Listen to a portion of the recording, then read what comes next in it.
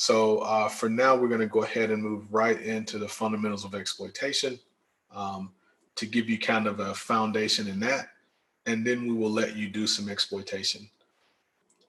So an exploit is a process or a list of instructions, or it could be an actual program that's used to influence the operating state of a system, and it takes advantage of there being an existing vulnerability, right? Now, in the world of exploit writing, you will also hear this referred to as a proof of concept, and it's often implemented in code. It could be in any language, essentially. Zero day or O day is a private exploit for a vulnerability that has not been disclosed to the software vendor or the general public. What do you do with it? If you have it, you can use it to compromise any vulnerable system before there's a patch for it. You can also sell it because security vendors will pay lots of money for good 0 days. And by good, I mean ones that don't crash stuff. And they're also against very highly distributed products. So the goal of any security researcher is to gather as much OD as possible. And it really does occur in a while, as there is a never-ending list of web application and browser 0-day vulnerabilities out there. Heartbleed is one. We will actually have you do a Heartbleed lab, uh, you know, shell shock, and the list goes on and on and on, right? So there's two reasons that exploits are possible. One is a technology reason and the other is a human reason, okay? The technology reason, modern computers cannot distinguish data from instructions. They just can't do it. The processors, at the processor level, they're not capable of doing that.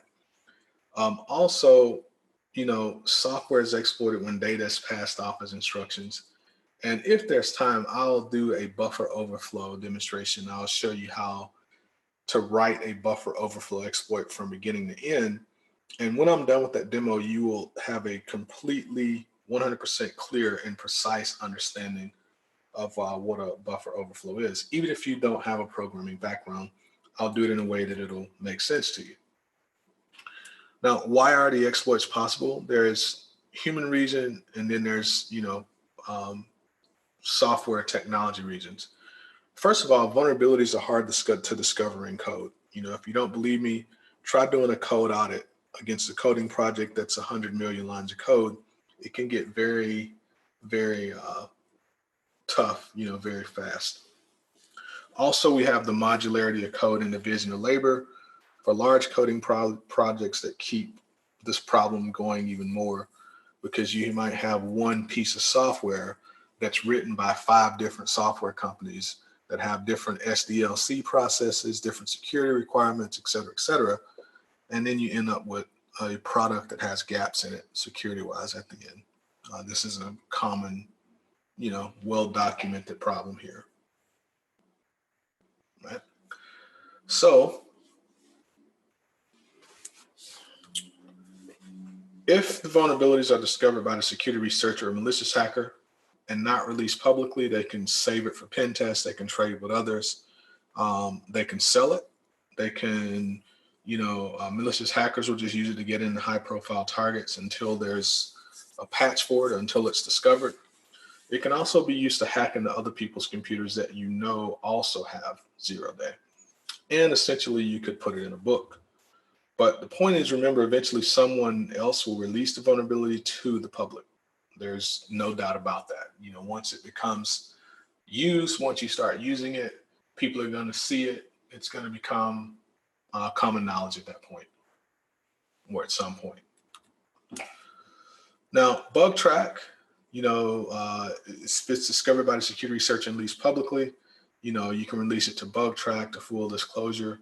You could also release the vulnerability with coordination with the vendor, so that there's a patch available once it's released to the public.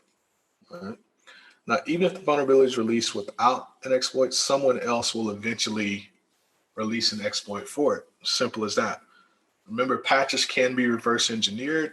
So anytime there's a patch, there's already efforts underway to work around that patch or to re-engineer the exploit to where it works even with the patch. If these vulnerabilities are discovered by the vendor, they will often release it with very little information. They will downplay the significance. They will want everyone to think that it's not that big of a deal. It's more often released by open source projects, so vendors will tend to try to hide the vulnerability. For example, the RPC decom exploit that we all used to use in our exploit demos against Windows was patched by Microsoft, but when they patched it, they actually patched four other critical vulnerabilities that weren't related, that they never bothered to even tell anyone they discovered. So, everybody that was using Windows at the time was kind of out there using a product without realizing or without knowing that there were these huge issues with it. Now, there is a disclosure debate. You could release the product full disclosure, maybe inform the vendor beforehand, maybe not. Or you could do a responsible disclosure. And there is a debate around these two. So essentially, the full disclosure, people say, look, if we release it full disclosure, that at least means that instantly everyone in the world knows about this vulnerability. So even if they can't patch it, they can turn off the service if they don't need it, or they could block access to that service at the firewall. There's all kinds of mitigating things they can do until a patch is available. But the main point is at least they know that they're vulnerable, so they can, look out for it. The responsible disclosure, people say, well, but if you release it to the public like that, the bad guys are simply going to, exploit it in the wild until there's a patch. So releasing it publicly is irresponsible. And it means that people are not going to get exploited that might not have, because you've made this vulnerability in this exploit public. So two different thought processes there, whether or not you should release it full disclosure or responsible disclosure. So with the vulnerability types, there's several, remotely exploitable, which is the most coveted. Remotely exploitable vulnerabilities, an example of that would be the one that you saw me exploit yesterday. All right, that's a remote exploit. A local exploit is one that you have to already be on the device, and it's primarily what we call a privilege escalation exploit. And then there's denial of service exploits, which don't give you access to a device, but it could temporarily cause a device to be inaccessible, unresponsive, that type of thing. Of course, we have information leakage vulnerabilities, which might not give you access to the device or allow you to take it down, but it will leak information about the device. Right? There's encryption flaws, there's implementation flaws, there's configuration and human errors, and many, many other different types of vulnerabilities that are out there. So with remotely exploitable vulnerabilities, they can be exploited without any legitimate access to a target, which means I don't need to already have a credential to get onto that device to be able to take advantage of this vulnerability. This is the most serious kind.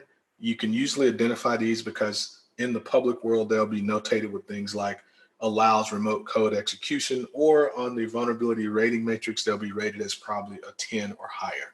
And that's kind of how you can know it's a remote exploit, most likely. There's also locally exploitable vulnerabilities. They require the attacker to have existing legitimate access to the target. Legitimate access can be achieved in any manner, such as using a remote exploit. The locals are often used after a remote exploit. Locals are often ignored, and system users think, the systems are bulletproof, so the local exploits are not as often patched as the remote ones are. So because of that, we're able to exploit them in a slightly different way, once we get inside. With denial of service, the vulnerabilities allow the attacker to impact the availability of the system. These could be local or remote.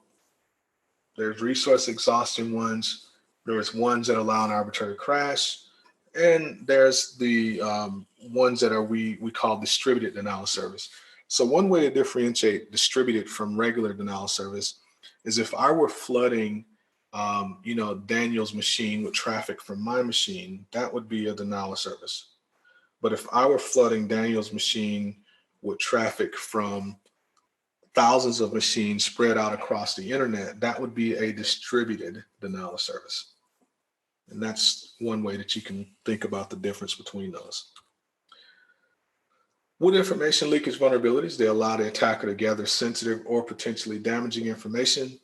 The information can be leaked and be used to set up other attacks. And they're primarily used as like pivot points or information gathering points.